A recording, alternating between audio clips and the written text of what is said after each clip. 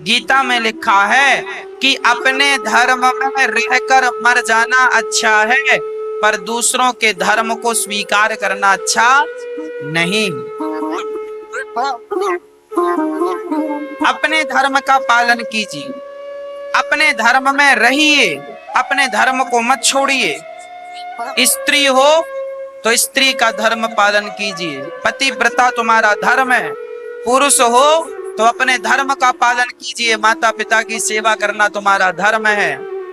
अपने धर्म का त्याग ना कीजिए। तुम सनातन धर्म में पैदा हुए हो तो सनातन धर्म का पालन करो। आज बहुत सारे लोग हिंदू धर्म छोड़ छोड़ करके क्रिश्चियन बन रहे हैं, क्रिश्चियन धर्म अपना रहे हैं। बहुत सारे हिंदू जो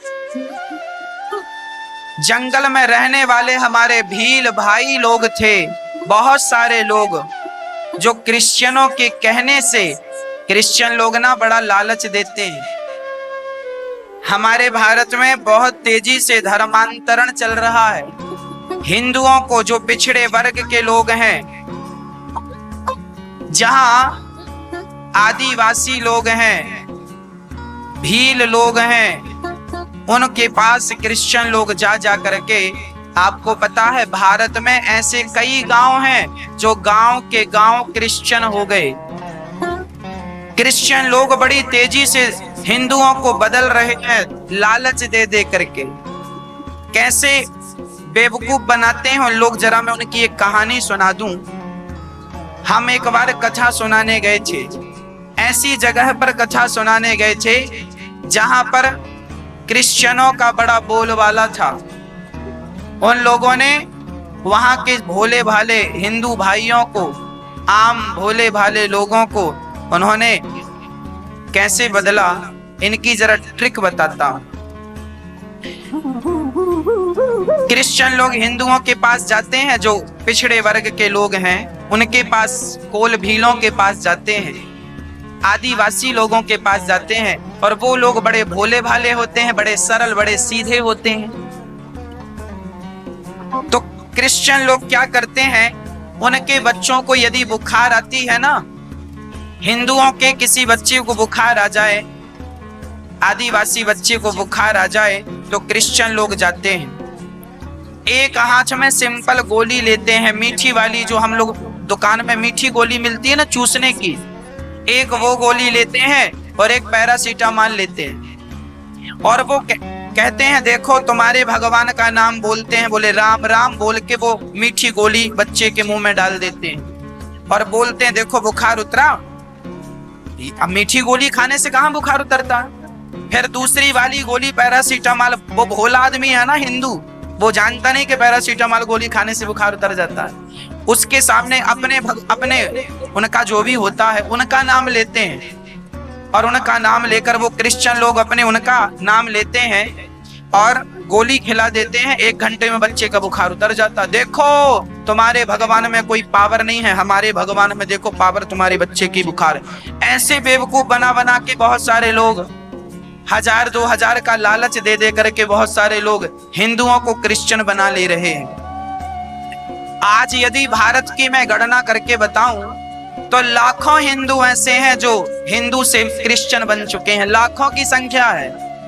और आप भारतवासी अभी सो रहे हैं। धर्म परिवर्तन हो रहा है और अभी भारत का व्यक्ति हिंदू सो रहा है, अभी जागा नहीं।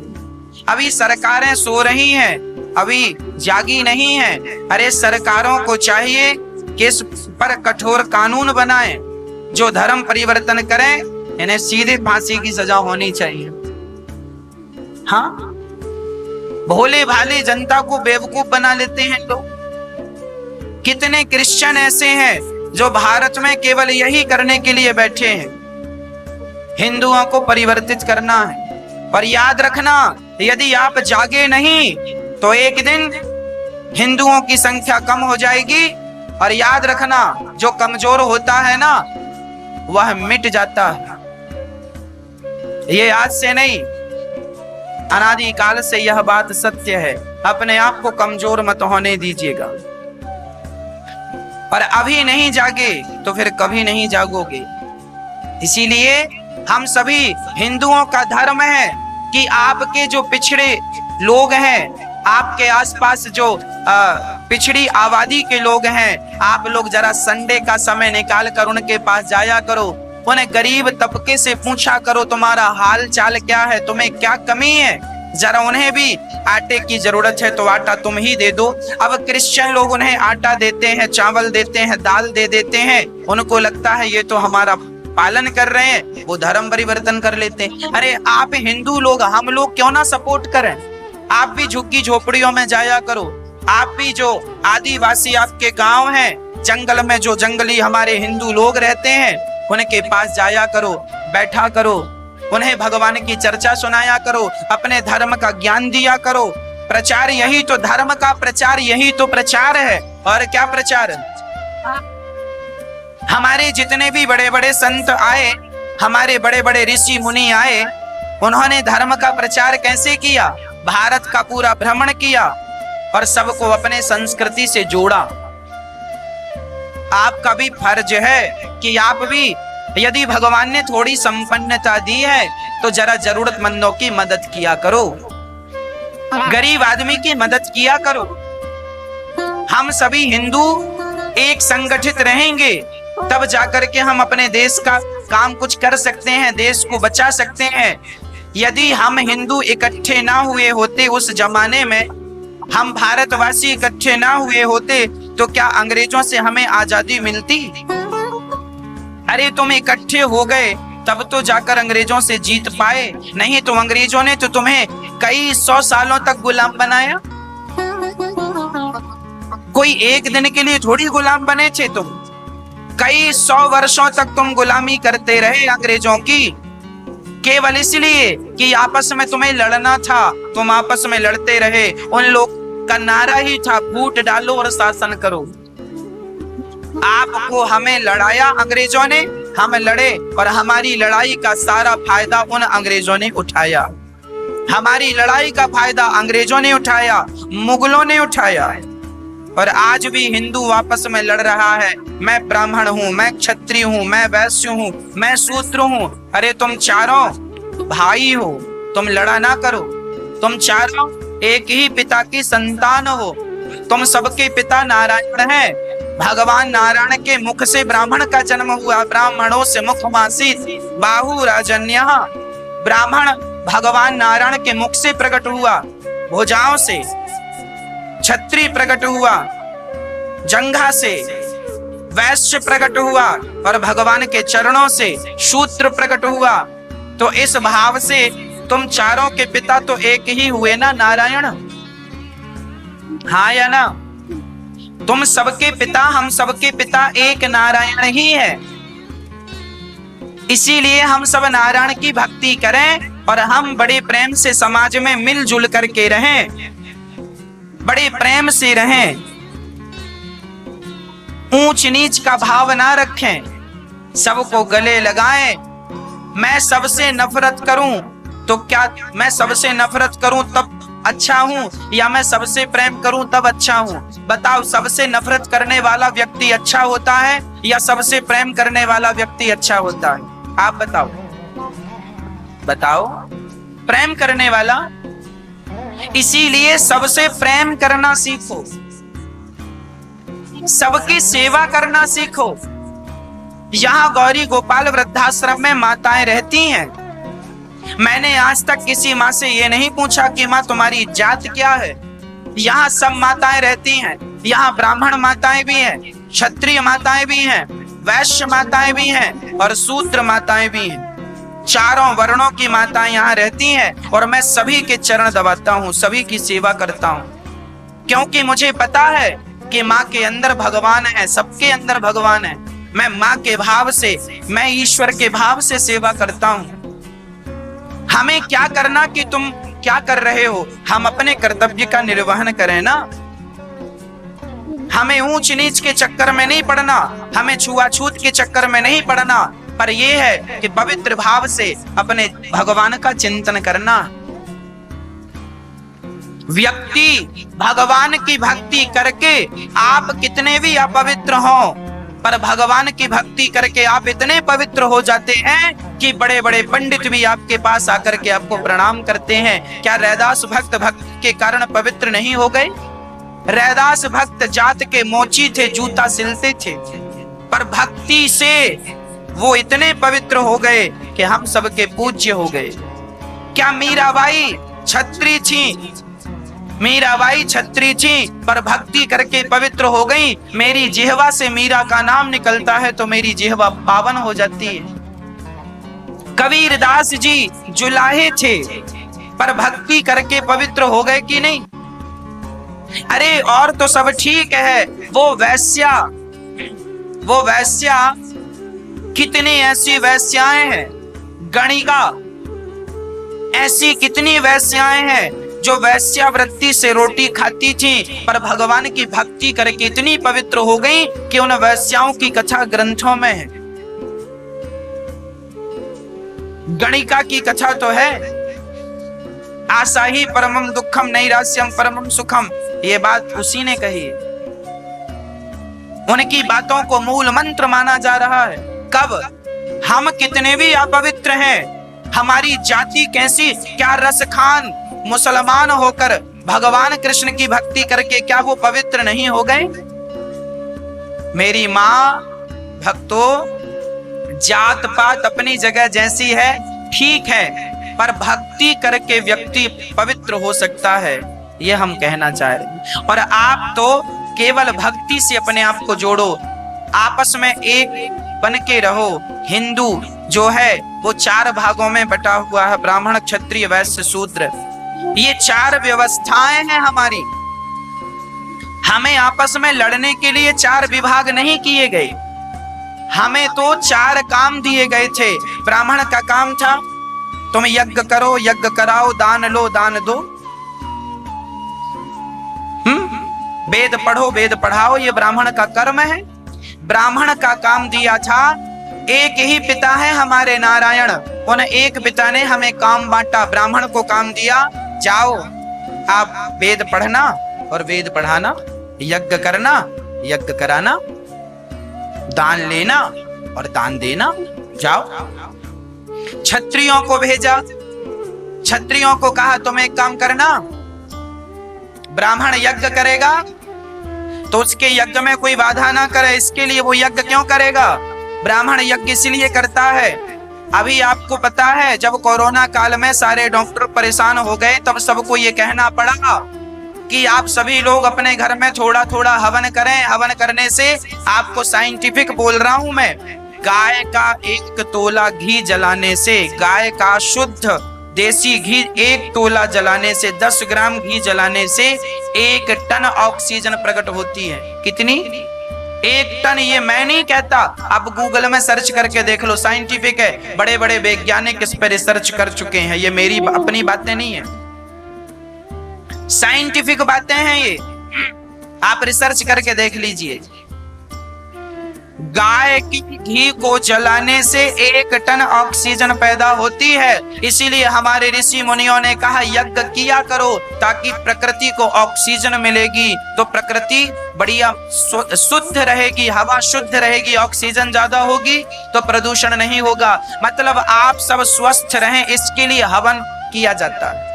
और हवन करो तो घी का ही आहुति डालो, घी की आहुति होना चाहिए, और घर में घी का ही दिया जलाना चाहिए, तेल का दिया नहीं जलाना चाहिए, क्योंकि घी का दिया जलेगा तो ऑक्सीजन बनेगी, तेल के दिए से क्या होना। इसीलिए हमारे ब्राह्मणों को कहा था तुम यज्ञ करना और यज्ञ में कोई बाधा ना बने। विश्वामित्र जी यज्ञ कर रहे थे तो मारीच बाधा बन रहा था, तब राम लक्ष्मण को लेकर के क्षत्रियों का काम है कि यज्ञ की तुम रक्षा करो, यज्ञ की रक्षा, तुम तलवार उठाओ, धनुष उठाओ और यज्ञ की रक्षा करो। अच्छा, तुम्हें धनुष बाण चलाना कौन सिखाएगा? ब्राह्मण। भगवान राम के गुरु कौन है? वशिष्ठ जी। राम को धनुष बाण चलाना, वैसे तो भगवान सब सीखे हैं, पर फिर भी धनुष बाण की शिक्षा विश्वामित्र जी ने और वशिष्ठ जी ने दी है।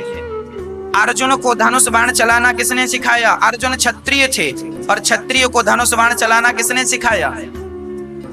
बताइए। अरे भाई, गुरु द्रोणाचार्य ने धनुष चलाना सिखाया, बाण चलाना। गुरु द्रोणाचार्य ब्राह्मण थे। गुरु द्रोणाचार्य एक ब्राह्मण ही ऐसा है जो आपके बच्चों को धनुष बाण चलाना सिखाता था। एक चाणक्य ऐसे थे कि चाणक्य ब्राह्मण थे और चाणक्य का अपमान एक बार नंद ने कर दिया तो एक गुल्ली डंडा खेलने वाले बच्चे को उठाया और उन्होंने चंद्रगुप्त मौर्य बनाकर भारत का सम्राट बनाकर बिठाल दिया। एक ब्राह्मण अपनी शिक्षा के बल पर किसी बच्चे को सम्राट बनाने की ताकत रखता है।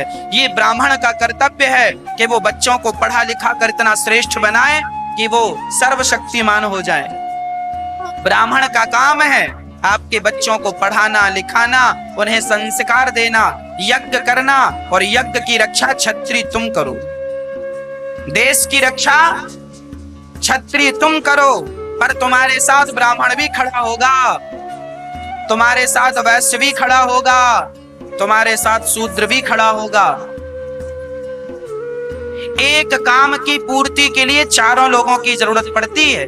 ब्राह्मण यज्ञ करता है ना, तो केवल यज्ञ में केवल ब्राह्मण की जरूरत नहीं पड़ती, अरे क्षत्रिय की भी जरूरत पड़ती है। वैश्य पैसा ना दे तो यज्ञ कैसे होगा? तो वैश्य पैसा देता है तो यज्ञ की सामग्री आती है। और शूद्र सेवा करता है चारों की, तीनों की। शूद्र के बिना लकड़ी कहां से आएगी? कौन लाएगा? कौन सब चीजें तैयार करेगा? तो यज्ञ करने में ब्राह्मण क्षत्रिय वैश्य शूद्र चारों की। क्षत्रिय धनुष चलाएगा, पर क्षत्रिय धनुष चलाएगा, ब्राह्मण बताएगा कि धनुष ठीक से पकड़ो, बाण ऐसे चढ़ाओ, ऐसे चलाओ। पर बाण बनाने वाले बाण के लिए पैसा कहां से आएगा? वैश्य देगा। और बाण बनाएगा कौन? शूद्र बनाएगा। लोहार भाई बाण बनाता था, शूद्रों को बाण बनाने को काम दिया जाता था। तुम्हारी रोजी रोटी बाण बनाने से चलेगी। क्षत्रिय बाण चलाएगा और बाण किस दिशा में चलेगा ये ब्राह्मण बताएगा, और बाण के लिए पैसा वैश्य देगा। मतलब तुम चारों भाई भाई, एक युद्ध को जीतना हो ना तो तुम चारों की जरूरत पड़ेगी। अकेला ब्राह्मण युद्ध नहीं जीत सकता, अकेला क्षत्रिय युद्ध नहीं जीत सकता, अकेला वैश्य युद्ध नहीं जीत सकता, अकेला शूद्र युद्ध नहीं जीत सकता। तुम चारों जब एक हो जाओगे तो तुम बड़े से बड़े दुश्मन को पराजित कर दोगे। और यदि ऐसे आपस में बट जाओगे, लड़ जाओगे, तो अंग्रेजों ने जैसे तुम पर हुकूमत की है, फिर तुम गुलाम हो जाओगे, फिर कोई तुम पर शासन करेगा। यदि तुम ऐसे ही लड़ते मरते रहे तो। बहुत तेजी से क्रिश्चियन लोग धर्म परिवर्तन कर रहे हैं। जाग जाओ, संभाल लो, बचा लो अपने भाइयों को, गले लगा लो उन्हें, नहीं तो कल पछताओगे, रोगे, कमजोर हो जाओगे ना। अरे पीपल के पेड़ को कोई नहीं उखाड़ता, पर रास्ते में छोटा मोटा पेड़ हो ना घास का, लोग उखाड़ के फेंक देते हैं। जो कमजोर होता ना उसे लोग यूं ही उखाड़ के फेंक देते हैं। पीपल का पेड़ मजबूत होता, जड़ मजबूत होती है, उसे उखाड़ने के लिए तुम्हारी नानी याद आ जाएगी। तुम संगठित रहोगे ना तो तुम्हें कोई उखाड़ेगा नहीं, तुम्हारी जड़ें मजबूत होंगी, कोई उखाड़ेगा नहीं। और जरा से तुम कमजोर हो गए तो लोग उखाड़ कर फेंक देंगे। इसीलिए मैं हिंदुओं से प्रार्थना करता हूं, तुम आपस में बट मत जाना, तुम संगठित रहना। तुम चारों के बिना काम नहीं बनेगा। तुम चारों एक ही पिता की संतान हो, तुम में कोई भेदभाव नहीं है।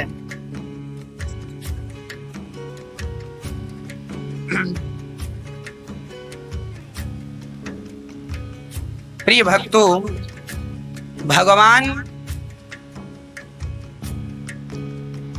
गोपियों के मनोभाव को समझ गए और गोपियों का स्वागत कर रहे हैं। भगवान ने गोपियों को उपदेश दिया, देवियों जाओ अपने घर, पति आपको याद कर रहे हैं। पति कैसा भी हो, दुशीलो दुर्भगो वृद्धो जड़ो रोग्य धनो पीवा। पति कैसा भी हो, अंधा हो, लंगड़ा हो, बहरा हो, काना हो, कैसा भी हो, पति का त्याग नहीं करना चाहिए। पति का कभी त्याग नहीं करना चाहिए। पति परमेश्वर है, पति ईश्वर है। पति कैसा भी है, नारी का धर्म है कि वो अपने पति की सदा सेवा करे।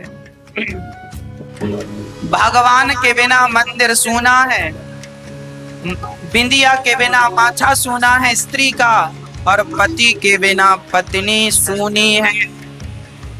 इसीलिए हर पत्नी को चाहिए कि आप अपने पति की बहुत सेवा करें।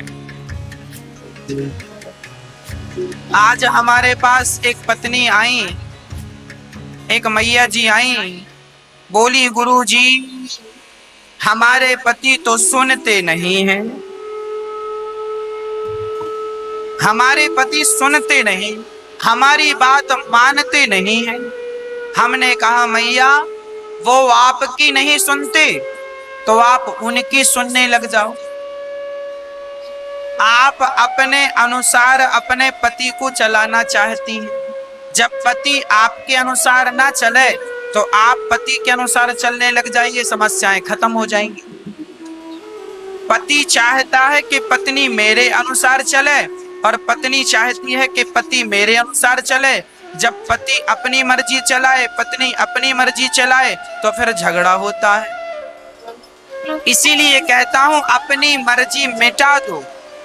जो पति की, आपने पहले पति को सही मार्ग बताया, सब बातें बताई, पति अच्छा है आपका, समझदार है तो समझ लेगा, और आपका पति समझता ही नहीं, मनमानी बार बार करता है और आप बार बार कहती हैं। तो अब एक काम करो, जैसे वो कह रहा है, जैसे वो चल रहा है, अब तुम पत्नी हो तो उसी के संग मिल जाओ। गंगा जी की धार इस तरफ को जा रही है तो आप एक पत्ता गंगा जी में डालो, ये पुष्प का एक पत्ता आप डाल दो, एक दल डाल दो नदी में, तो ये किस तरफ बहेगा बताओ? बोलो किस तरफ बहेगा? ये जिस तरफ ऑलरेडी पानी बह रहा हो उसी तरह आपका पति जिस तरफ बह रहा हो आपको भी अब बहना। पत्नी हो, अब पानी इस तरफ बह रहा, पति इस तरफ जा रहा, पत्नी इस तरफ जा रही, अपोजिट हो जाएगा, झगड़ा होगा। इसीलिए पति की इच्छा में अपनी इच्छा मिला दो। पति बहुत गलत हो, गलत रास्ते पर हो तो आप पत्नी का कर्तव्य है कि उसे समझाओ, किसी भी प्रकार से सही रास्ते पर लाओ। और सही रास्ते पर पति है तो बार बार अपनी अपनी ना चलाया करो, पति के साथ चलना भी सीखो। और पतियों को भी चाहिए कि आपकी पत्नी सही बात कह रही है तो उसे गौर से सुनो, उस पर विचार करो। हर बार पत्नी गलत नहीं होती, हर बार पति गलत नहीं होता, दोनों को एक दूसरे को समझ समझ कर चलना पड़ता है, तब ये गृहस्थी चलती है। नहीं तो बीच रास्ते में ही झगड़ा लड़ाई होके तलाक वलाक हो जाता है। समझ समझ से काम बनता है। थोड़ा सा हम समझें, थोड़ा सा तुम समझो, थोड़ा सा हम झुकें, थोड़ा सा तुम झुको, क्योंकि फलदार वृक्ष झुक जाता है। बाल्टी कुएं में उतरती है तो झुके तब पानी भरता है, झुके ही ना तो भरता ही नहीं। जब आप झुकेंगे तब गुणों से और संस्कार से भरे जाएंगे। थोड़ा सा पति झुके, थोड़ा सा पत्नी झुके, और झुक करके अपने रिश्तों को बचा लो। नहीं झुकोगे तो तुम्हारी अकड़ के कारण रिश्ते टूट जाएंगे, ना टूटने देना। झुक करके रिश्तों को बचाना हो तो रिश्तों को बचा लीजिएगा, अकड़ के मत खड़े रहिए, नहीं रिश्ते टूट जाएंगे। इसीलिए सदा अपने पति को भगवान की तरह प्रणाम करो, सदा अपने पति को भगवान की तरह सम्मान करो। जब आप पति को भगवान मानेंगे तो फिर पति का भी कर्तव्य है कि वो अपनी स्त्री का आदर करे। यत्र नार्यस्तु पूज्यन्ते रमन्ते तत्र देवता तत्रैतास्तु न पूज्यन्ते सर्वास्तत्रा फला क्रिया। जिस घर में नारी का सम्मान पुरुष करता, आप पुरुषों का कर्तव्य है अपनी पत्नी का सम्मान किया करो, आदर किया करो। केवल पत्नी ही तुम्हारी जी हजूरी करती रहे, केवल पत्नी ही तुम्हारी सेवा करती रहे और तुम उसे सिर्फ दुत्कारते रहो, ये तो शोभा नहीं देगा। नारी का पुरुषों को सम्मान करना चाहिए और पुरुषों को नारी का सम्मान करना चाहिए। यदि दोनों एक दूसरे का सम्मान करते हैं तो वह घर स्वर्ग बन जाता है। पत्नी कह देती है तो पति मान लेता है और पति कह देता है तो पति नहीं मान। पत्नी की बात ना काटा करो और पति की बात ना काटा करो। आज मैंने कहा है, आज तुम सुन लो, कल तुम कहोगी, मैं सुन लूंगा। एक दूसरे की बात माना करो। जिस घर में पति पत्नी की बात मानता है, पत्नी पति की बात मानती है, दोनों समझदारी से रहते हैं, वो घर नहीं स्वर्ग है। उस घर में सभी देवताओं का वास है, अन्नपूर्णा है, लक्ष्मी माता है। उस घर के बच्चे भी बहुत उच्च कोटि के बच्चे बनेंगे। और आप जरा झगड़ा ही करते रहते हैं, लड़ते ही रहते हैं, तो ऐसे घर में तो ना आप ही सुख से रह पाएंगे, ना आने वाली आपकी पीढ़ी सुख से रह पाए। इसीलिए समझदारी से रिश्ते चलते हैं। एक बोला, महाराज मेरी शनि की दशा चल रही है, राहु की दशा चल रही है, ये दशा वो दशा। अरे भाई, इन दशाओं में ध्यान ना दो। आप में थोड़ी सी समझदारी हो तो ये दशाएं अपना काम करती हैं, पर आपकी समझदारी को देखकर सारे देवी देवता आपको आशीर्वाद ही देते हैं।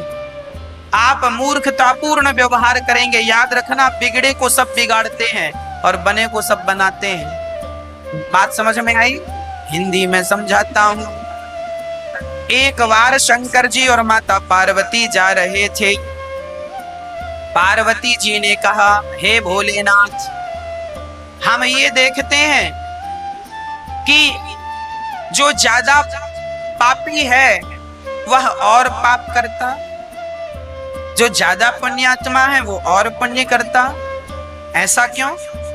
दुखी गरीब आदमी और गरीब होता है और बड़ा आदमी और बड़ा आदमी हो जाता है। गरीब आदमी और गरीब हो रहा, बड़ा आदमी और बड़ा आदमी हो रहा है। प्रभु, आप बिगड़े को क्यों बिगाड़ते हैं? अरे बिगड़े को बनाना चाहिए, बने को तो बने रहने दो, पर बिगड़े को बनाओ, बिगड़े को बिगाड़ो मत। तब शंकर जी बोले, एक काम करो, आज हम लोग, अच्छा शंकर जी जा रहे थे सैर करने के लिए, बोले आज हम इसी गांव में रहेंगे, चलो रहते। अब शंकर जी और पार्वती जी दोनों पति पत्नी बन गए, सामान्य सा रूप बनाया और उस गांव में शंकर जी आ गए। शंकर जी बोले, एक काम करो, हम जाकर राशन लेकर, आज इसी गांव में हम लोग रहेंगे और भोजन पाएंगे। हम जाकर आटा दाल चावल लाते हैं, तुम चूल्हा बनाओ और लकड़ी इकट्ठी करो, आग लगाओ, हम आ रहे। अब पार्वती मैया सामान्य स्त्री बन के आई और उन्होंने देखा चूल्हा कैसे बनाओ। तो एक पुराना सा खंडहर घर था, वो घर बिल्कुल टूट रहा था, ईंट निकल रही थी। तो माता पार्वती गई, उसी घर की ईंट ले आई, ईंट लाकर बढ़िया चूल्हा बनाया और उसी घर के खप्पर की थोड़ी सी लकड़ियां ले आई, तैयार चूल्हा। अब शंकर जी आए, शंकर जी ने देखा कि जो घर अभी जर्जर था, पार्वती आपने ईंट कहां से लाई? बोले ये घर बहुत जर्जर था, टूटा सा था, हम इसी घर की ईंट निकाल लाई। शंकर जी ने कहा, ये बाजू में बढ़िया कोठी बनी है, बढ़िया बिल्डिंग बनी है, मजबूत घर बना है, इसकी ईंट निकालना चाहिए था ना आपको, ये बढ़िया था। वो बेचारा बिगड़ा था, आपने और बिगाड़ दिया। और आपने अच्छे, तुम्हारे प्रश्न का, चलो रोटी वोटी नहीं बनाना, चलो कैलाश चले गए। बोले यही तुम्हारे प्रश्न का उत्तर था, तुमने भी तो बिगड़े को ही बिगाड़ा है ना, बने को तो नहीं बिगाड़ा। याद रखना, बने को कोई नहीं बिगाड़ता। अच्छा खासा घर हो, अच्छी जगह हो तो आप वहां थूकेंगे नहीं, पर किसी कोने में पहले से कचरा पड़ा होगा तो आप वहां कचरा डाल देंगे। जो बिगड़ा होता है ना उसी को बिगाड़ा जाता, सुधरे को नहीं बिगाड़ा जाता। ये प्राकृतिक है, सबके साथ है। बात समझ में आ रही है कि और डीपली समझाऊं? बिगड़े को ही बिगाड़ा। इसीलिए कहा करता हूं, आप अपने आप को बिगड़ने ना दीजिएगा। यदि आप पति पत्नी झगड़ा करेंगे तो आपका झगड़ा और होगा, बिगड़ा है और बिगड़ेगा। इसीलिए अपने घर को बनाओ, प्यार से रहो। आप दोनों प्यार से रहेंगे तो आपका प्यार बढ़ेगा, और झगड़े से रहेंगे तो झगड़ा बढ़ेगा। बिगड़े को बिगाड़ा जाता है, बने को बनाया जाता है। यदि कोई बड़ा सा घर, उसकी कहीं उसका प्लास्टर निकल गया, एक टाइल निकल गई, तो तुरंत आदमी दूसरे दिन उसको मरम्मत करा लेता है। पर बिगड़े घर को तो और आदमी कहता वैसे बिगाड़ ही दो, दूसरा बनाएंगे, पूरा गिरा दो। तो बिगड़े को बिगाड़ा जाता है, बने को बनाया जाता है। इसीलिए कहा करता हूं, तुम पति पत्नी अपने रिश्तों को बिगड़ने ना देना। एक बार बिगड़ा तो वो बिगड़ता चला जाएगा। एक बार तुम पति पत्नी में झगड़ा हुआ ना, तो फिर भड़काने वाले लाख मिल जाएंगे। अरे तुम्हारा तो पति ऐसा ही है, झगड़ा करता रहता। आप किसी सहेली से कहेंगे हमारा पति अच्छा नहीं है, तो फिर वो सहेली और आपको मंत्रा की तरह काम करेगी। हाँ, मेरा पति तो अच्छा है, तुम्हारे पति को ऐसा नहीं कहना चाहिए था, ऐसा नहीं करना चाहिए था। हाँ, आपको क्या लगता है, आपकी सहेली, आपकी माँ, आपके अपने लोग आपका पक्ष लेते हैं। हाँ, तुम्हारे पति को ऐसा नहीं कहना चाहिए था, उनकी गलती है। आपको क्या लगता है, ये लोग सही कह रहे हैं, हाँ उनकी गलती है, अब तो मैं बात ही नहीं करूंगी, अपनी माँ के पास रहूंगी। मायके में आप मायके रहने लगती हैं और वहां आप सबके कहने से बातचीत नहीं करती। अरे मेरी माँ, मेरी बहन, झगड़ा सबके घर में होता है। छोटी छोटी बातें पड़ोसन को, अपनी माँ को, अपने रिश्तेदारों को ना बताया करो। जब आप छोटी छोटी बातें अपनों को बताते हैं ना, तो अपने लोग उस बात को ही बड़ा कर देते हैं। कहावत में कहते हैं राई का पहाड़, कहावत कहते हैं राई का पहाड़ बना देना।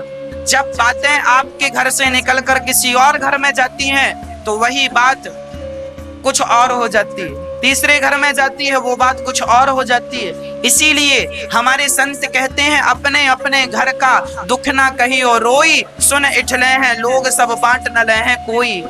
आप अपने घर का दुख किसी को ना सुनाओ, सब इठलाते हैं। आपकी हंसी, आपके मुंह पे तो रोएंगे और हाँ, और आपके जाने के बाद हंसेंगे, इनके घर में लग गई आग, आग लग गई। उनका क्या बिगड़ना है साहब, बिगड़ेगा तुम्हारा। तुम्हें लगता है कि हम अपनी सास का दुख रोवाएं पड़ोसन के घर? आज हमारे भारत में यही चल रहा है। थोड़ा सा घर में झगड़ा हुआ तो पड़ोसन के घर जाके बहुएं रो लेती हैं, सास रो लेती है, मेरी बहू बहुत बुरी है, मेरी सास बहुत बुरी है। और रो करके तुम्हें आना कहाँ, पड़ोसन तो तुम्हें खाना देगी नहीं। कितने दिन रहोगी पड़ोसन के घर में? आना तो घर पे ही है ना, रहना तो अपनी सास, तुम्हारी सास गंदी है ना, रहना उसी के संग है। तुम्हारी बहू गंदी है ना, रहना उसी के संग है। अरे पानी गंदा हो गया है तो जरा फिटकरी डाल के साफ कर लो। तुम्हारे रिश्ते थोड़े गंदे हो गए हैं, सास गंदी है, बहू गंदी है, जरा प्यार मोहब्बत से समझा बुझा कर ठीक कर लो ना। उन्हीं रिश्तों में जीना है, उन्हीं रिश्तों में मरना है, अब तो कोई ऑप्शन नहीं है। तो उन्हीं को ठीक कर लो। पानी गंदा हो गया, साफ कर लो। उस पानी को फेंकने से कोई फायदा नहीं, रिश्तों को तोड़ने से फायदा नहीं है। रिश्तों को अपने अनुसार बना के जीवन जियो और आनंद समझदारी से अपनी गृहस्थी आगे चलाओ। बात बात छोटी छोटी बातें अपनी माँ से, अपने पड़ोसन से, बहनों से ना कहा करो। कोई बड़ी बात हो तब कहना उचित है। छोटी छोटी बातें बड़ी हो जाती हैं। लोग झगड़ा कराने बैठे हैं, लोग तो चाहते हैं, लोग बिल्कुल तैयार बैठे हैं कि कब आपके घर में आग लगे, कब हम तापने चले जाएं। तापना जानते हैं, आग लगे तो लोग ठंडियों में तापते हैं ना, हो बड़ी सर्दी लग रही है, ताप लो ताप लो। लोग बैठे ही हैं कि कब आपके घर में आग लगे और कब हम तापें। तो लोग तो तापने ही बैठे हैं, तो आप लगने ही मत दो ना। इसीलिए मैं प्रार्थना करता हूं। चलिए एक छोटा सा एग्जाम्पल देकर बात को पूरी करता हूं। एक छोटा सा बच्चा रो रहा था, एक छोटा सा बच्चा रो रहा था, तो माँ ने उसे समझाया, बेटा टॉफी ले ले। वो नहीं माना, फिर भी कहे रोता जा रहा, माने का रसगुल्ला खा ले फिर भी रोता जा रहा। अब सारी सखियां बैठी हैं और वो बच्चा रोता जा रहा। माँ कह रही है टॉफी ले ले, बिस्किट ले ले, केला ले ले, दूध पी ले, खा ले, जो खान ले। वो रोता जा रहा। मम्मी को गुस्सा आया, कमरे में ले गई और कमरे में लेकर 4-6 और जमाया। रोता ले रो, अब बिठाया और रोया, अब रो। कमरे में दरवाजा बंद कर दिया। और अच्छा, तभी उसके पड़ोसन का बच्चा था, वो खिलखिला के हंस रहा था, तो उसको ना और गुदगुदी कराई जा रही। लोग थोड़ा गुदगुदा रहे हैं तो वो और हंस रहा है। ये बिल्कुल सिद्धांत है, रोते हुए बच्चे को लोग और रुला देते हैं और हंसते हुए बच्चे को लोग और हंसा देते हैं। ये बात सही है या नहीं? साइंटिफिक है या नहीं? ये बिल्कुल नेचुरल बात है, व्यवहार जगत में ऐसा होता है। जो बच्चा रोता ही जाता है उसकी माँ 2-4 जरूर जमाती है, रोता तो है और मतलब रोते को रुलाया जाता है। और कोई बच्चा हंस रहा हो तो लोग गुदगुदी करके उसे खिलाकर और उसे हंसते को हंसाया जाता है और रोते को ये सिद्धांत है भक्तों। इसीलिए पत्नी के साथ, बच्चों के साथ, पति के साथ हंसा करो। हंसेंगे तो हंसी बढ़ेगी और रोएंगे तो आंसू बढ़ेंगे। आपके रोने से आपका दुख बढ़ता है और आपकी प्रसन्नता से आपकी प्रसन्नता बढ़ती है। इसीलिए जीवन में सदा पॉजिटिव रहना चाहिए और प्रसन्न चित्त से अपना जीवन निर्वहन करना चाहिए। प्रसन्न, इसीलिए हम कहा करते हैं हर हाल में मुस्कुराया कीजिए, हर हाल में प्रसन्न रहा कीजिए। प्रसन्न रहने से प्रसन्नता बढ़ती है, दुखी रहने से दुख बढ़ता। आगे मर्जी आपकी, रास्ता हमने बताया, ऐसे जीवन जिया जाता। पति के लिए बड़ा सम्मान हो पत्नी के अंदर और पत्नी के लिए बड़ा सम्मान हो पति के अंदर। दोनों एक दूसरे से चलते हैं। साइकिल में 2 पहिया हैं, दोनों पहियों की जरूरत पड़ती है। पत्नी और पति दोनों साइकिल के पहिए हैं। बाद में लोग रोते हैं,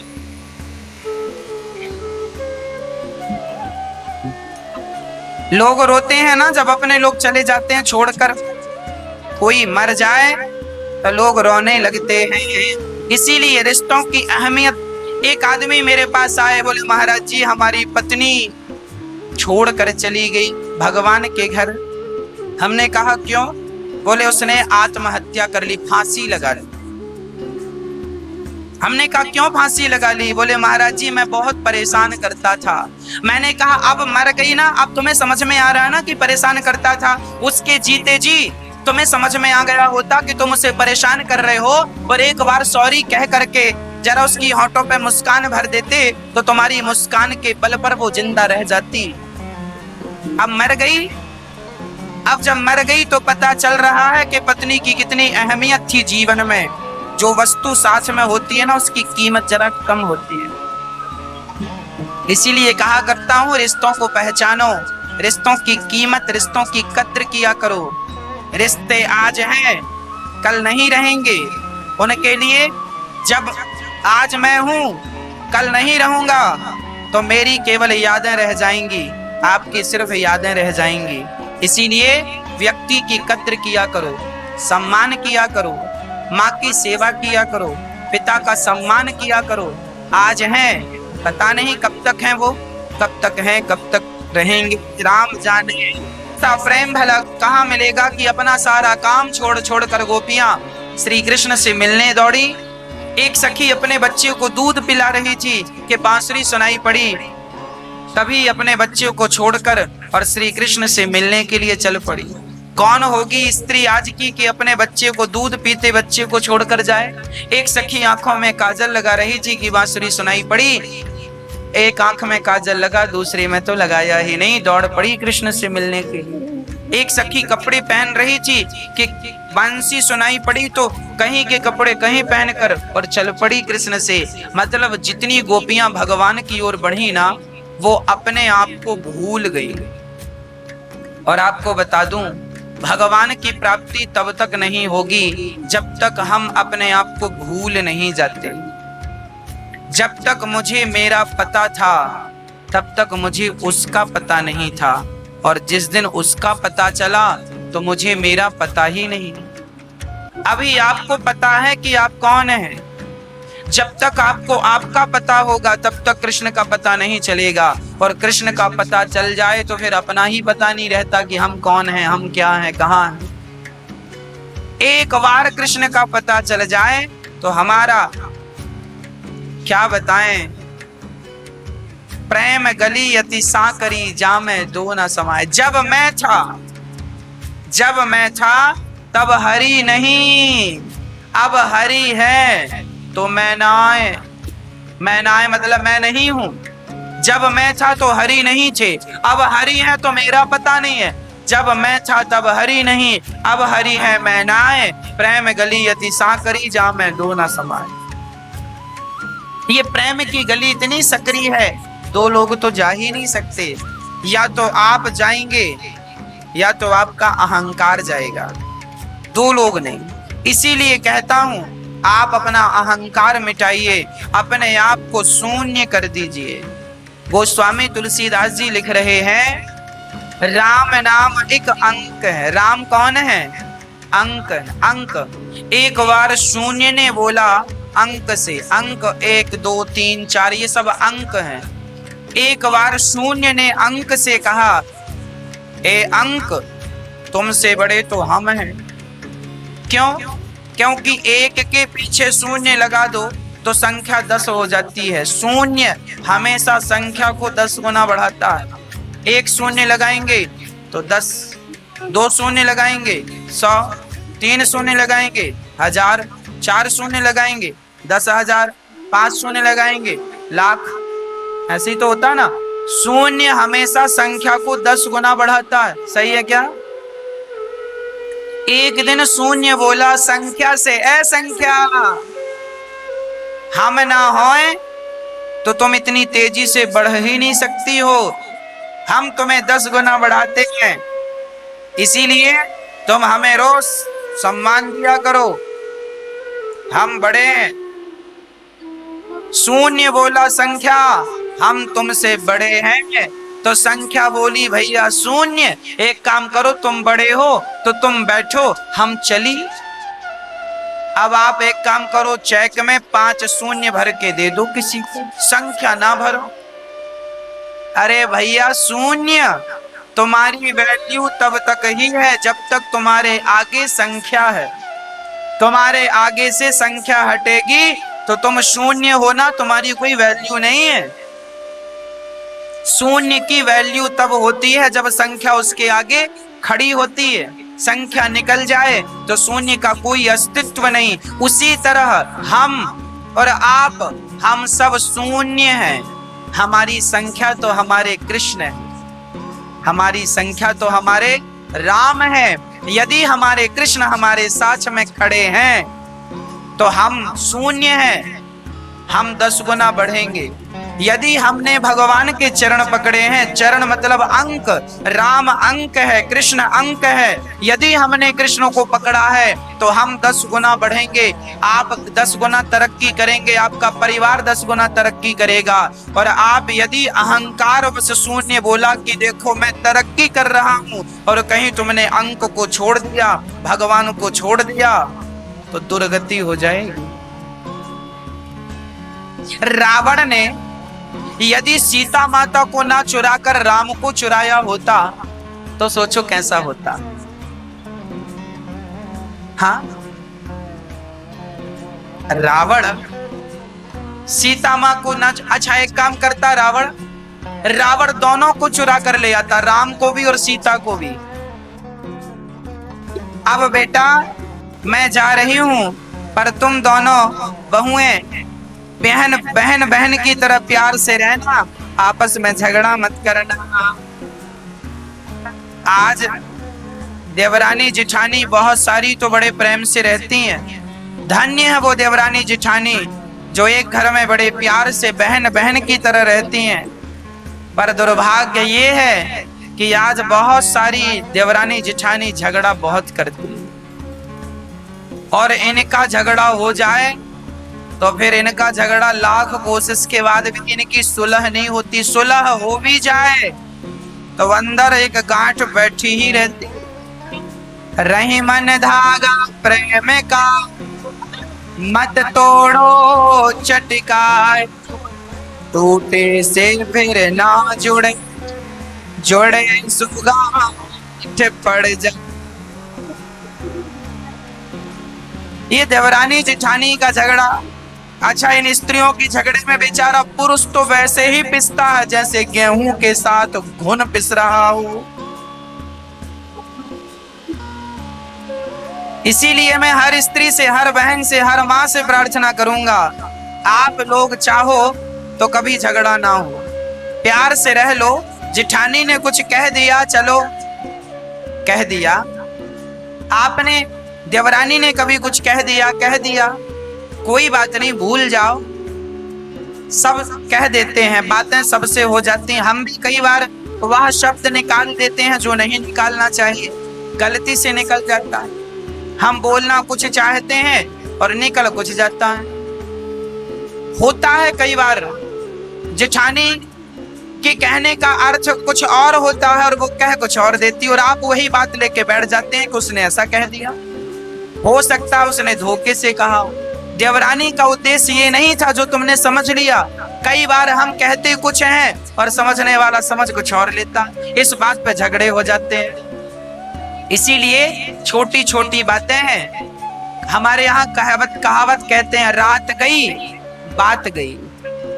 गई बात, अब क्या उस चक्कर में कल की बातें आज याद करने से क्या फायदा। भूल जाओ, गले मिलके रहो, प्यार से रहो। पता नहीं कब जेठानी भगवान के घर चली जाए, और जेठानी भगवान के घर गई तो फिर देवरानी जाएगी कि नहीं उसकी तेरी खाने? जाएगी। जिंदा थी जेठानी तो झगड़ा करती थी, और मर गई तो तेरी ही खा रही है, रसगुल्ले खा रही है। लो, और देवरानी से झगड़ा जेठानी का, देवरानी मर गई तो जेठानी जाती है, अब क्यों आई हो शकल दिखाने, रसगुल्ले खाने आई हो, खाओ। जिंदा थी जेठानी देवरानी तब शकल दिखाई नहीं, प्यार से बातें की नहीं, और उसके मरने पर उसके नाम के रसगुल्ले खा रहे हो। तुम्हें पचेगा वो रसगुल्ला? भगवान भी ऐसों को माफ नहीं करते। ऐसों को अलग भगवान ने एक नरक बना रखा है, इन्हें अलग से सजा मिलती है। जिंदा था व्यक्ति तब तक प्यार की तुमसे दो बातें नहीं निकली ना, अगले जन्म में गूंगा बना के भेजेगा भगवान। एक एक शब्द बोलने को तरस जाओगे। अरे वाणी है, अच्छे से बोल लो, प्यार मोहब्बत से। क्या रखा है, कल मर जाएंगे, कल तुम्हारा मुंह बंद हो जाएगा। लकवा मार जाता है, जबान बंद हो जाती है, फिर ना तुम अच्छा बोल पाओगे ना बुरा बोल पाओगे। अभी अच्छा अच्छा बोल लो, कल को जबान बंद हो गई तो कुछ बोल ना पाओगे। ये झगड़े बहुत ज्यादा खींचना नहीं चाहिए। चलो कल बात हुई, आज प्यार से रहो, समझदारी यही है। और तुम मूर्ख हो तो फिर करते रहो झगड़ा, कोई फायदा नहीं इन झगड़ों में रहने से, झगड़ों की जिंदगी जीने से। जिंदगी भार बन जाती है ऐसे में। हाँ, सास जिंदा है, सास जिंदा है तो बहुत सारी बहुएं ऐसी हैं गिलास भर पानी नहीं पिलाती, और सास मर जाती है तो बहुत सारी बहुएं हैं सास जिंदा थी, गिलास भर पानी नहीं पिलाया, और सास मर गई तो रोने के लिए फ्रंट में बैठी है, बिल्कुल फ्रंट में। कई बहुएं तो इतनी चतुर होती हैं साहब, गिलास भर पानी नहीं पिलाया, 2 रोटी नहीं दी, और सास मर गई ना तो सास के मरने पर रोती है, और रोती रोती बेहोश हो जाती। लो, ये वही बहुएं हैं जो सास को गिलास भर पानी नहीं पिलाती थी और उसके मरने पे बेहोश हो। देखो कितना बड़ा नाटक कर रही है। ये किसे दिखा रही है? क्या भगवान नहीं जान रहे हैं सब कुछ? क्यों इतने चालाक बनते हो? तुम्हारी ये चालाकी जो है ना भगवान के सामने नहीं चलेगी। हमसे और आपसे तो कुछ छिप सकता है, पर भला भगवान सर्वांतर्यामी है, उनसे क्या छिपेगा। इसीलिए ऐसा व्यवहार ना करो, नहीं तो अलग से दंड मिलेगा इस बात का। अपनी माँ की सेवा करो, सासू माँ की सेवा करो, सम्मान करो। गोपियों ने भगवान को कहा कि प्रभु आप ही हमारे पति हैं। एक पत्नी का पति परदेश चला गया, पत्नी ने कहा मैं कैसे रहूंगी। कहा कि ये मेरी फोटो ले लो, पत्नी फोटो की पूजा कर रही थी, तभी कुछ दिन बाद पति लौट कर आया। तो गोपियों ने भगवान से कहा, प्रभु ये बताओ उस स्त्री को क्या करना चाहिए, पति के फोटो की पूजा करती रहे या साक्षात पति से मिले। तब कहा भगवान ने कि जब साक्षात पति दरवाजे पर खड़ा हो तो फोटो की पूजा क्यों। तब गोपियों ने कहा, श्याम सुंदर, हमारे साक्षात पति तो आप हैं, ये तो मात्र फोटो है, हमारे पति ये फोटो है, साक्षात पति आप हैं। गोपियों के इस भाव को देखकर भगवान गोपियों पर बड़े प्रसन्न हुए, क्योंकि गोपियों ने भगवान के चरणों में समर्पण कर दिया। तब भगवान गोपियों के संग रास रचाने लगे। गोपियों के पास जाकर कभी गोपियों के कंधे पर हाथ रखते हैं, तो कभी गोपियों को टुकुर टुकुर देखते हैं, तो कभी गोपियों की पायल गिर जाती है तो अपने हाथ से पहनाते हैं, कभी भगवान गोपी के कंधे पर अपना सिर रख लेते हैं और कभी गोपियों से मीठी मीठी बातें करने लगते हैं। भगवान गोपियों के संग जब रास रचाने लगे तभी गोपियों को अहंकार आ गया, भगवान गोपियों के पीछे पीछे भागने लगे। तब गोपियों को लगा, देखो हम कितनी सुंदर हैं कि कृष्ण हमारे पीछे भाग रहे हैं। देखिए, जब गोपियां शून्य हुई तो भगवान तक पहुंची, अर्थात सबसे शून्य हो गई अहंकार से। पर जरा सा अहंकार आया, भगवान को लगा कि गोपियों को तो अहंकार आ गया, तब भगवान गोपियों को छोड़कर अंतर्धान हो गए। भगवान श्री राधा रानी को लेकर अंतर्धान हुए और जैसे ही गए सारी गोपियां तड़पने लगी, हे कृष्ण, हे कृष्ण, हे मनमोहन, हे प्राण प्यारे, हे नंद नंदन, कहाँ हो। सारी गोपियां वैसे ही तड़पने लगी जैसे जैसे एक मछली पानी के लिए तड़पती। सारी गोपियां हा कृष्ण कहकर धड़ाम से गिरने लगी। रोती रोती आगे चली, आगे तुलसी का वृक्ष मिला, पौधा मिला। तुलसी से कहा, अरे तुलसी, क्या तुमने हमारे श्याम सुंदर को देखा है यहाँ से जाते हुए? देखो हम कितनी व्याकुल हो रही हैं, क्या तुम हमारा दुख समझ रही हो? तो एक सखी ने कहा, तुलसी से क्या कहती हो, ये थोड़ी हमारा सुख दुख जानेगी, ये तो 24 घंटे सालिग्राम भगवान के ऊपर, ठाकुर के ऊपर चढ़ी रहती है, इसे हमारे दुख और दर्द से क्या लेना। तभी पीपल से पूछा, ऐ पीपल, क्या तुमने हमारे कृष्ण को देखा है? तुम्हारे तो हर पत्ते में कृष्ण का वास है, जरा बताओ क्या हमारे प्रियतम को तुमने देखा है? एक सखी ने कहा, इससे क्या पड़ी है हमारे दुख की। तो एक सखी आगे चली और कभी झाड़ियों से, लता पता से पूछ रही है, मेरे कृष्ण कहाँ गए, मेरे कृष्ण कहाँ गए। भक्तों, ये स्थिति जब भक्तों की, आपकी और मेरी हो जाए कि हम लता पता से भी पूछने लगे कि मेरे कृष्ण कहाँ मिलेंगे, मेरे कृष्ण कहाँ मिलेंगे, ये स्थितियां तब उत्पन्न होती हैं। अब कोई झाड़ी से, कोई वृक्षों से कब पूछेगा? जब वो बहुत व्याकुल होगा मिलने के लिए। और जब तक जीवात्मा मिलने के लिए भगवान से उत्सुक नहीं होता, व्याकुल नहीं होता, लालसा नहीं जागती, तब तक भगवत प्राप्ति नहीं होती। तभी श्री राधा रानी ने विचार किया कि गोपियों के इतने से अहंकार के कारण श्री कृष्ण ने उन्हें छोड़ दिया। तब राधा रानी ने, कुछ लोग कहते हैं राधा रानी को भी लगा, उन्हें भी अहंकार आ गया ना, मैं ये नहीं कह सकता। मैं ये कहूंगा कि श्री राधा रानी ने, देखो राधा महालक्ष्मी है, हम सबकी जीव मात्र की माँ है, और माँ तो अपने बच्चों का दुख नहीं देख सकती। ये जो रो रही हैं गोपियां ना, ये गोपियां भी तो राधा रानी की बच्ची हैं, क्योंकि राधा रानी सबकी माँ है, सबकी माँ है। तो मानो राधा रानी ने भगवान से कहा, प्रभु आप जरा रुक जाइए, हम थक गई हैं। मानो राधा रानी का यह इशारा था कि हम यहीं रुक जाएं तो गोपियां ढूंढती ढूंढती आप तक आ जाएं और फिर आपकी प्राप्ति हो जाए। श्री राधा रानी तो केवल भक्तों को भगवान से मिलाना चाहती हैं, जीव को परमात्मा से जोड़ना चाहती हैं। राधा रानी जब वहां पर बैठी, श्री कृष्ण ने कहा कि आओ मेरे कंधे पर बैठ जाओ। तब राधा रानी कंधे पर बैठने लगी तो श्याम सुंदर राधा रानी को भी छोड़कर अंतर्धान हो गए और उसी क्षण कृष्ण के विरह में राधा रानी मूर्छित होकर गिर पड़ी।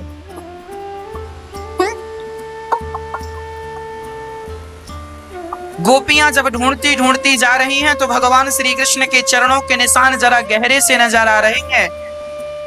तब गोपियों ने कहा, लगता है कृष्ण ने अपनी पत्नी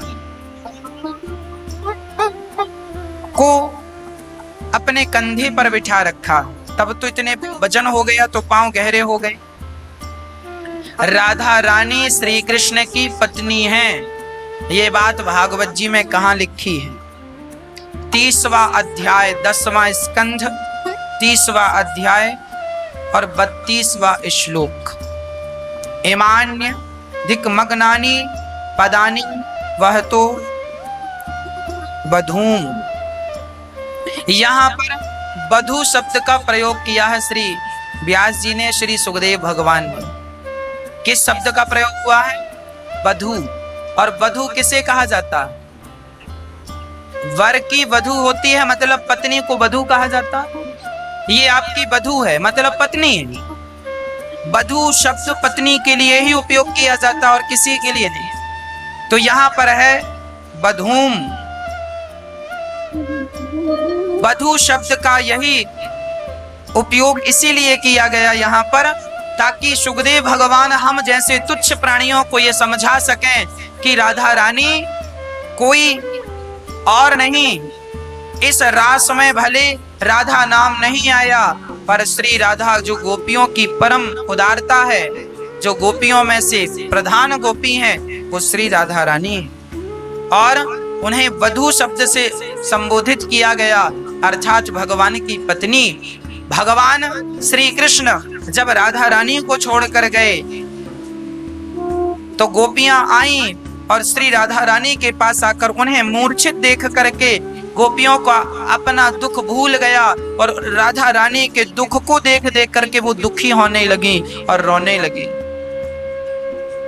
सारी गोपियां आपस में कृष्ण का चिंतन करने लगी, मेरे कृष्ण कहाँ हैं? तब कहा, आगे जाने से कोई फायदा नहीं। अरे राधा, क्या उस प्यारे कृष्ण ने तुझे भी छोड़ दिया?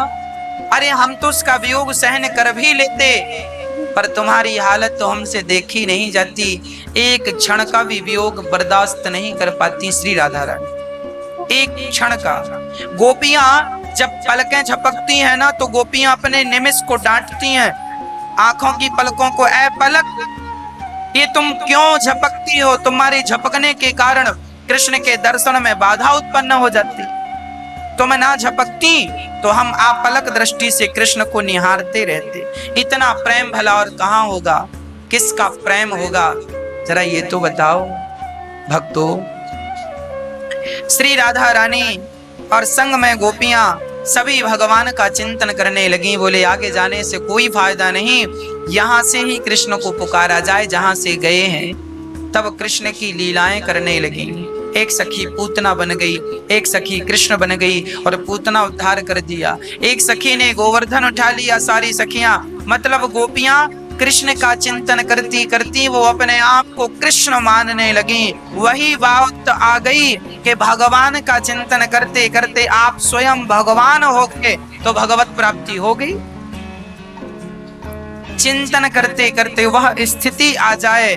और जब सारी गोपियों ने कृष्ण को पुकारा, सारी गोपियों ने गोपी गीत गाया, नहीं आए तो अब प्राण निकल जाएंगे। जब विरह सहा नहीं गया, उस विरह की अग्नि में जलने लगे, तब गोपियों ने, लाखों गोपियों ने एक साथ गीत गाया। भागवत के 10वें स्कंद के 31वें अध्याय में ये गोपी गीत गाया गोपियों ने।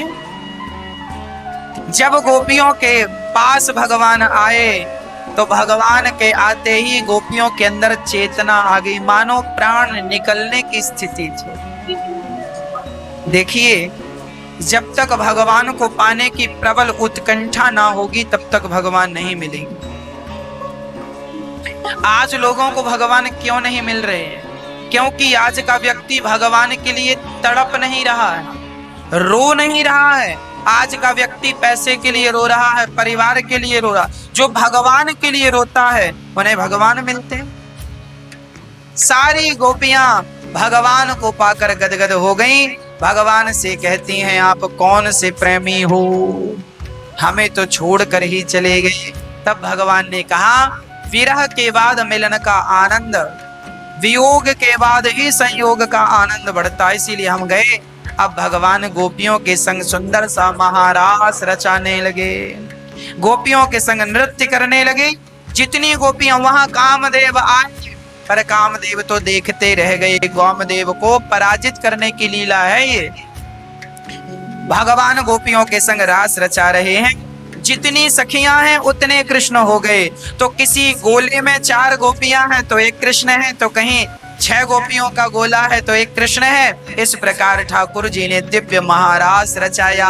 हर सखी के पास कृष्ण, जितनी सखियां थीं सबके पास कृष्ण थे। कभी उनके हृदय को भगवान स्पर्श करते हैं, कभी भगवान उनको हृदय से लगाते हैं, कभी भगवान उनको टुकुर टुकुर देखते हैं। ऐसे भगवान जब रास रचाए, उस रास में भगवान शंकर भी आए, नारद जी भी आए, इंद्र भी आए, सब आए पर गोपी के रूप में आए। भगवान गोपियों के संग रास रचाना अर्थात ये मत समझ लेना कि भगवान किन्हीं स्त्रियों के संग नाच रहे हैं। ये जन्म जन्म की तपस्या करने वाली ऋषि मुनि थे। इन्हें भगवान ने इस जन्म में गोपी बनाकर भेजा है कि तुम्हें मेरी प्राप्ति होगी। गोपी एक भाव है। शंकर जी भी वहां गोपी बनकर आए, नारद जी भी गोपी बनकर आए, इंद्र भी। गोपी एक यूनिफॉर्म था, एक भाव था। उस भाव में, गोपी भाव में रहकर भगवान के संग आनंद लेना है, दर्शन करना। भगवान ने सबके संग आनंद से रास रचाया। झूम झूम कर, नाच नाच कर ठाकुर जी ने गोपियों को आनंदित किया, आह्लादित किया। कहते हैं कि भगवान का रास युगों तक चला। वो युग एक ही रात्रि में समिट गए। एक रात, इतनी बड़ी रात हो गई वो रास की रात कि उस एक रात में कई युग समा गए। ये मर्म की बात है। शास्त्रों में ये सब बातें बड़ी गहराई से लिखी गई हैं, कही गई हैं। एक रात में भगवान सब कुछ कर सकते हैं। कर तुम अन्यथा कर तुम सर्व सामर्थ्य। भगवान क्या नहीं कर सकते। मार्कंडे जी को भगवान ने अपने मुंह में लिया तो सब दिख गया उनको। तो ये भगवान है, सब कुछ जानने वाले हैं। ऐसे भगवान ने गोपियों के संग रास रचाकर गोपियों को आनंदित किया। बोली रास रासेश्वर भगवान।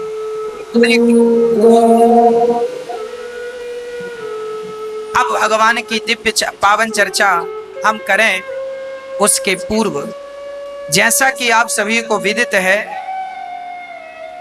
भगवान रास रचाकर सब गोपियां अपने अपने आनंद से अपने अपने घर को प्रस्थान करती हैं। भगवान दिव्य लीला कर ही रहे हैं। प्रिय भक्तों, हम सभी मनुष्यों का इस धरती पे आना तब सफल माना जाता है जब हमारा ये शरीर, हमारा ये जीवन किसी के काम आ जाए। भगवान सुदर्शन और शंखचूड़ नाम के दैत्य का उद्धार करते हैं। अक्रूर जी जब भगवान को लेने आए, सुबह के निकले शाम को पहुंचे। दिन भर कहाँ थे? भगवत चरणों की धूल में ऐसे खो जाते थे भगवान के चरणों में अक्रूर जी कि भूल जाते थे कि मुझे कृष्ण से मिलना है। सब भूल जाते थे और वो आगे निकल जाते थे। भगवान के चरणों का चिंतन करते करते शाम हो गई। अक्रूर जी आए, भगवान श्री कृष्ण को सब कुछ कह सुनाया।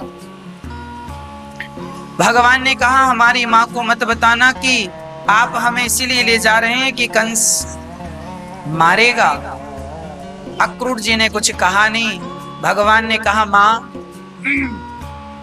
मैं सुबह आ जाऊंगा। ये कहकर भगवान श्री कृष्ण चल पड़े। जब भगवान मथुरा छोड़कर, वृंदावन छोड़कर जाने लगे, सारी गोपियां रोने लगी। रथ के सामने आकर खड़ी हो गई। कन्हैया, जाना ही है तो रथ को हमारे ऊपर से लेकर जाओ, आपके बिना हम जीकर क्या करेंगे। गोपियों का प्रेम अद्भुत था। अहो विधातस्तव न क्वचित् दया, संयोज्य मैत्र्या प्रणयेन देहिना। हे गोविंद, हे विधाता, तुम्हें दया नहीं आती? हमारे प्राणों को लेकर उद्धव, अक्रूर, तुम्हें अक्रूर नाम किसने दिया? तुम तो क्रूर हो, हमारे प्राण धन लेकर जा रहे हो। सारी गोपियां कृष्ण के सामने खड़ी होकर विलाप करने लगी। तब भगवान ने रथ से उतरकर गोपियों को समझाया, बस 2 दिन की बात, मैं 2 दिन बाद वापस आ जाऊंगा। माँ कृष्ण चले तो माँ यशोदा मक्खन रोटी लेकर दौड़ पड़ी, लाला नेक मक्खन रोटी खा, पता नहीं अब ये हाथ तुझे कब मक्खन रोटी खिलाएंगे। माँ यशोदा की वो मक्खन रोटी आखिरी रोटी थी। भगवान श्री कृष्ण माँ को हृदय से लगाते हैं, समझाते हैं, और जिस उद्देश्य के लिए धरती पर आए हैं उस उद्देश्य की पूर्ति के लिए गोविंद चल पड़े। चलते चलते अक्रूर जी को लगा, अच्छा अक्रूर जी भगवान को समझ रहे थे कि हम इनकी रक्षा करेंगे, आप चिंता ना करें गोविंद, हम आपके साथ हैं, हमारी सेना साथ है। तब भगवान समझ गए कि अक्रूर जी अभी हमको जानते नहीं। तब अक्रूर घाट में अक्रूर जी ने यमुना जी में स्नान किया। जहां अपनी गौशाला है ना, गौरी गोपाल गौशाला, वह क्षेत्र अक्रूर घाट ही कहलाता है। भद्रौण बिहारी जी पास में है, भगवान गैया चराने वहीं जाते थे। अक्रूर घाट वहीं पर है, आज भी अक्रूर जी का मंदिर है। वहां पर अक्रूर जी ने यमुना जी में स्नान किया तो यमुना के अंदर कृष्ण बलराम का दर्शन हुआ। मानो अक्रूर जी को भगवान दिखाना चाहते हैं कि आप चिंता ना करें, हम वही भगवान परमात्मा पर ब्रह्म जिनका तुम ध्यान करते हो। अपना ऐश्वर्य दिखाया भगवान। अक्रूर जी समझ गए कि भगवान है। उस स्थान पर ठाकुर जी ने दर्शन दिया। उसके बाद भगवान मथुरा गए हैं, जहां मथुरा की सखियों ने भगवान का दूध दही से स्वागत किया, कपड़े गीले कर दिए, धोबी से कपड़े मांगे, उसने बहुत बातें कही, एक थप्पड़ मारा, धोबी का उद्धार हुआ। और दर्जी पर कृपा हुई, सुदामा नाम के माली ने माला पहनाया। कुब्जा मां चंदन लेकर आई और ठाकुर जी ने कहा, अरे सुंदरी। कुब्जा को बड़ा बुरा लगा, हमें सुंदरी कहा आपने, आज तक तो हमें किसी ने सुंदरी कहा नहीं। भगवान ने कहा, आज तक लोगों ने तुम्हारे तन को देखा है, मन पर दृष्टि नहीं गई, इसीलिए तुम्हें किसी ने सुंदरी नहीं कहा। हम मन को देख रहे हैं, इसलिए सुंदरी कह रहे हैं। चंदन लगाया उसने तो भगवान ने अपने चरणों का स्पर्श करके एक हल्की सी ठोकर मारी, कुब्जा की कुबड़ अंदर हो गई। कुरूपवान ची भगवान ने स्वरूपवान बना दिया। भगवान को जो चंदन नित्य लगाता है ना, उसका स्वरूप सुंदर हो जाता। इसीलिए चंदन सेवा करना चाहिए। भगवान ने कंस के धनुष को भंग किया। धनुष मतलब अहंकार को भंग किया, धनुष तोड़ा भगवान ने। और कुबलयापीड़ नाम के हाथी का उद्धार किया भगवान ने। हाथी की सूंड उठाकर, जो पटकी उठाकर भगवान ने हवा में घुमाया, धड़ाम से पटक दिया। अब सोचिए, कोई सामान्य व्यक्ति क्या हाथी को उठा सकता, पर भगवान ने यूं हवा में उठाकर धड़ाम से पटक, दांत तोड़ लिए, एक दांत बलराम जी, एक दांत कृष्ण, और लेकर चले। कंस की सेना का उद्धार करते हुए चाणूर और मुष्टिक से भेंट हुई। चाणूर और मुष्टिक को, एक को कन्हैया ने और एक को बलराम जी ने मार गिराया। चाणूर मुष्टिक का गोविंदाय नमो नमः। उसके बाद भगवान ने कंस की सभा में जाकर कंस के केस पकड़े, कंस को उठाकर पटका।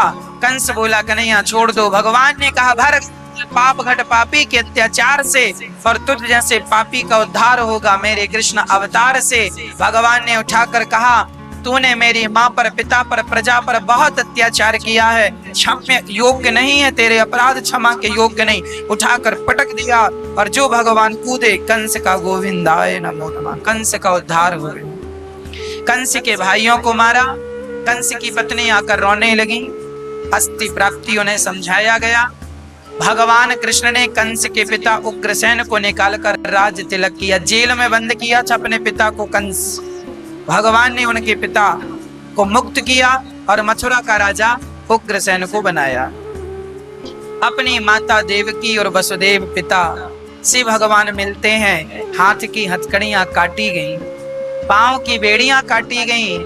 भगवान, अब सोचो माता देवकी का त्याग भी कितना बड़ा त्याग था कि कृष्ण जैसा बेटा पाकर भी वो ये नहीं कह सकती थी कि ये मेरा बेटा।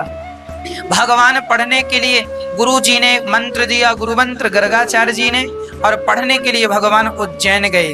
भगवान यज्ञोपवीत संस्कार गर्गाचार्य जी ने कराया, उज्जैन पढ़ने गए। 64 दिन में 64 विद्याएं सीख कर आए और गुरु दक्षिणा में उनके मरे हुए पुत्र को जीवित करके भगवान ने लौटाया है। कुब्जा और अक्रूर जी के घर गए हैं। जरासंध से 17 बार युद्ध किया भगवान ने। कालियवन का मुचकुंद के हाथों उद्धार कराया। 18वीं बार जब भगवान को मैदान छोड़कर भगवान कृष्ण को लगा जरासंध ने कुछ ब्राह्मणों को बंदी बनाया, अब की बार हारा, 17 बार हारा हूं, अब हारा तो तुम्हारी खैर नहीं। ब्राह्मणों की रक्षा के लिए भगवान मैदान छोड़कर भाग गए और प्रवर्षण पर्वत पर चढ़े तो जरासंध ने आग लगा दी। भगवान द्वारिका का निर्माण विश्वकर्मा के द्वारा कराते हैं और द्वारिकाधीश कहलाते हैं। बोलिए द्वारिकाधीश भगवान। भगवान द्वारिकाधीश कहलाए। बलराम जी का विवाह रेवती से संपन्न हुआ और कुंडनपुर की राजकुमारी माता रुक्मणी ने एक प्रेम पत्र लिखा श्री कृष्ण के लिए। भगवान का दिव्य स्वरूप था, दिव्य श्रृंगार था। और भगवान ने जब पढ़ा कि कह रही हैं रुक्मणी मैंने आपके बारे में सुना है, विवाह करूं तो आपसे। भगवान बोले कैसे?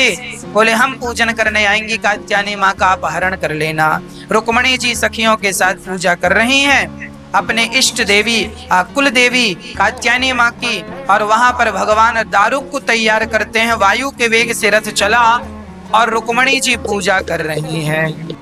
भगवान रुक्मणी माँ को लेकर के भागी। रुक्मणी जी पूजन कर रही हैं, बड़े सैनिक तैयार हैं। तभी भगवान रथ से उतरे, सब भगवान को टुकुर टुकुर देखने लगे। जो विरोधी थे, सेना जो कृष्ण ना आ जाए डर था, सेना लगी थी सुरक्षा कर्मी, वो भी भगवान पर मोहित हो गए। किसी ने विरोध नहीं किया, सबने यही कहा कि रुक्मणी के लिए योग्य वर यही है। और सबके सामने कन्हैया ने हाथ पकड़ा रुक्मणी जी का और लेकर भागे। सब देखते देखते रह गए। भगवान ने रथ पर बिठाया, रथ को बढ़ाया और रुक्मी ने रास्ता रोका। बलराम जी ने समझाया, युद्ध हुआ, भगवान बलराम जी ने समझाया। भगवान द्वारिका गए, जहां भगवान का पाणी ग्रहण संस्कार हुआ। रुक्मणी माँ ने कृष्ण को माला पहनाया, श्याम सुंदर ने आपको माला पहनाया। माँ रुक्मणी को, दोनों का विवाह संपन्न हुआ। ठाकुर जी राजा बन गए, द्वारिकाधीश कहलाए। रुक्मणी जी महारानी बन गई। बोल द्वारिकाधीश भगवान।